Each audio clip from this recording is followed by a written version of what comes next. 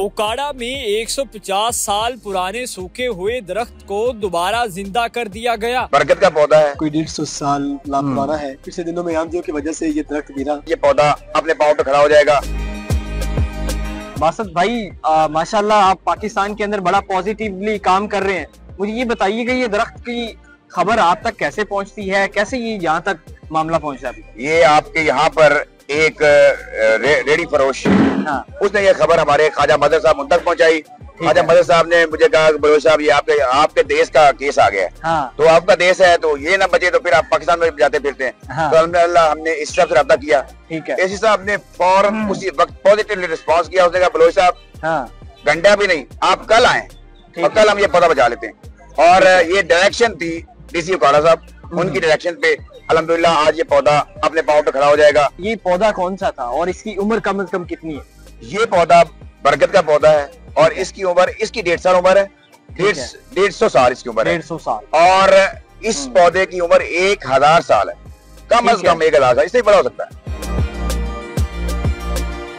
कितने ऐसे पाकिस्तान के अंदर दरख्त हैं जो इतनी लंबी उम्र के हैं और उनका ख्याल रखा नहीं जा रहा, उसको इस तरह काट के लोग? सर ये हमारे माशरे का अलमिया है। अब मैं शुक्रिया अदा करता हूँ अवाम का भी और लोगों का भी कि अब लोगों में भी अवेयरनेस आ रही, गवर्नमेंट भी इस पे ख्याल करी। देखे ना अब ये सारा कुछ गवर्नमेंट की मशीनरी यहाँ मौजूद है, लोग मौजूद है।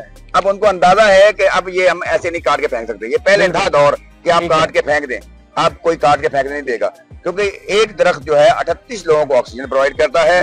हजारों गैलन जो है, हजारों लीटर जो है वो ऑक्सीजन प्रोवाइड करता है। और आपको पता है कि स्मोक का सीजन चल रहा है। बिल्कुल। स्मोक क्यों होती है? स्मोक इस वजह से होती है कि कार्बन डाइऑक्साइड बढ़ जाती है, ऑक्सीजन कम हो जाती है, सांस लेना मुश्किल हो जाता है। और ये वाहिद पौधे हैं, ये वाहिद मौसम है हमारे, जो बरगद है, जो पीपल है, ये सबसे ज्यादा ऑक्सीजन जो है वो क्रिएट करते हैं। ये वाहिद पौधा है बरगद, जिसके नीचे आप रात को सो सकते हैं। बिल्कुल। और किसी दरख्त के लिए, क्योंकि सारे दरख्त जो है वो रात को वो कार्बन डाइऑक्साइड छोड़ते हैं, आपका सांस घुटने लग जाता है।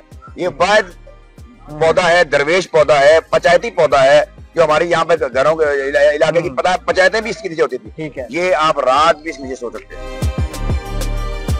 सर मुझे ये बताइएगा, ये बड़ा एक अच्छा इनिशिएटिव है। मुझे ये बताइए दरख्त कितना पुराना था, क्या इसका नाम था?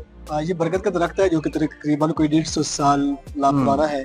और इसकी अपने एक हिस्ट्री, अपना एक सकाफत और अपना कल्चर है दरख्त का। पिछले दिनों में आंधियों की वजह से ये दरख्त गिरा और लेकिन हमारी यही कोशिश थी कि हम इसको दोबारा जिंदा कर सकें।